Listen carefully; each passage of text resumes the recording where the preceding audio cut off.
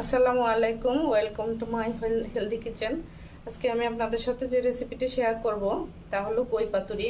কই পাতুরি রান্না করতে আমার যে যে ইনগ্রিডিয়েন্টসগুলো লাগবে আমি সংক্ষেপে দেখিয়ে দিচ্ছি। এখানে আমি নিয়েছি কই মাছ, পাঁচটি কই মাছ, আদা রসুন বাটা, সরিষার তেল, রাঁধুনি মাছের মশলা, গোলমরিচের গুঁড়া, সরিষা বাটা, লাল মরিচের গুঁড়া, একটু হলুদ গুঁড়া এবং ধনিয়া গুঁড়া। ভিউয়ার্স, কই পাতুরি তৈরি করতে আমার একটা মশলা তৈরি করতে হবে। তো আমি প্রথমেই মশলাটা রেডি করে নিচ্ছি। আমার মশলা রেডি করার জন্য প্রথমেই আমি দিয়ে নিচ্ছি 1 চা চামচ রসুন বাটা, 1 চা চামচ আদা বাটা, 1 চা চামচ ধনিয়া গুঁড়া, হাফ চা চামচ গোলমরিচের গুঁড়া, 2 টেবিল চামচ পরিমাণ সরিষার তেল, 1 চা চামচ সরিষা বাটা, 1.5 চা চামচ মতো রাঁধুনি মাছের মশলা, হাফ চা চামচ হলুদের গুঁড়া, 1.5 চা চামচ মতো লাল মরিচের গুঁড়া এবং পরিমাণ মতো লবণ।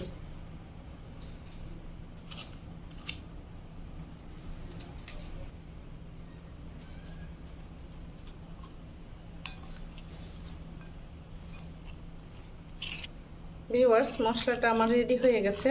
এখন আমি মাছগুলো মশলার মধ্যে মিক্স করে নেব। ভিউয়ার্স, আমি এখন মাছগুলো একটা একটা করে মশলাতে মিক্স করে আমি এখন পাতার মধ্যে মুড়িয়ে নেব। তো লাউ পাতা দিয়ে সাধারণত মোড়ালে ভালো হয়, যেহেতু লাউ পাতাটা একটু নরম। আমি কুমড়ো পাতা নিয়েছি কারণ আমি লাউ পাতা এই সময় পাই নাই। তো আমি এখন একটা একটা করে পাতুরি কিভাবে তৈরি করতে হয় আমি দেখিয়ে দিচ্ছি।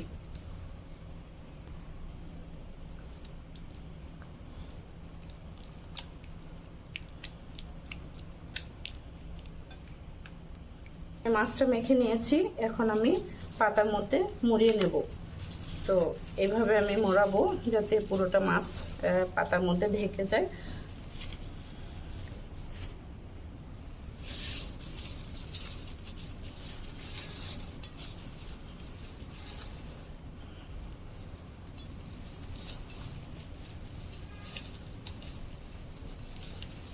আমি মাছগুলা তৈরি করার জন্য যে মশলাটা মিক্স করেছিলাম সেই মশলাটা আমি সবগুলা মাছে লাগিয়ে এবং পাতার মধ্যে মুড়িয়ে নিয়েছি। তো আমি মিষ্টি কুমড়া পাতা নিয়েছি, যে কোনো পাতায় করা যাবে, কোনো সমস্যা নেই। এখন আমি মাছগুলা কিভাবে তৈরি করতে হবে, পাতুরিটা ফাইনালি কিভাবে রেডি করতে হবে আমি তা দেখিয়ে দিচ্ছি। ভিউয়ার্স, পাতুরি বিভিন্নভাবে করা যায়, ওভেনে করা যায়, ভাপে করা যায় এবং চুলায় করা যায়। আজকে আমি চুলায় করে দেখাচ্ছি আপনাদেরকে। তো আমি এখানে খুব সামান্য তেল দিলাম, যেহেতু আমি আগে মশলাটা তৈরি করার সময় সরিষার তেল দিয়েছিলাম, এজন্য অল্প একটু তেল আমি দিয়ে নিচ্ছি। এখন আমি একে একে মাছগুলা তুলে দেব।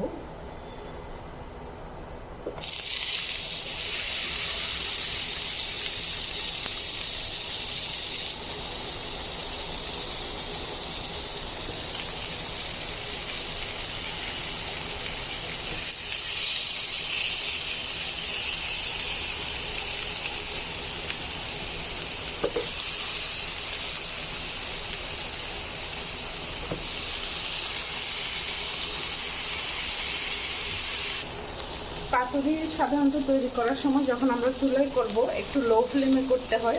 যেহেতু আমি ইন্ডাকশানে করছি এই জন্য আমি অল্প আঁচে করছি। এখন আমি মাছটা ঢেকে দেব।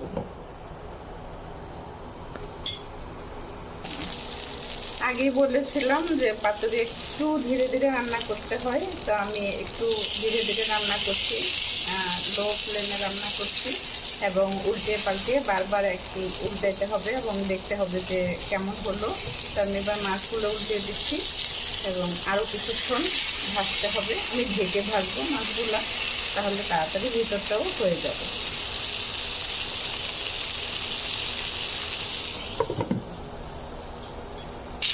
মাছগুলো আমার হয়ে গেছে, এখন আমি একটা একটা করে সবগুলো মাছ তুলে নেব। তৈরি হয়ে গেল আমার ডেলিশিয়াস কই পাতুরি। আমার রেসিপিটি ফলো করে আপনারা বাসায় অবশ্যই তৈরি করবেন এবং আমাকে কমেন্টে জানাবেন কেমন হলো। ধন্যবাদ আমার সাথে থাকার জন্য। আসসালামু আলাইকুম।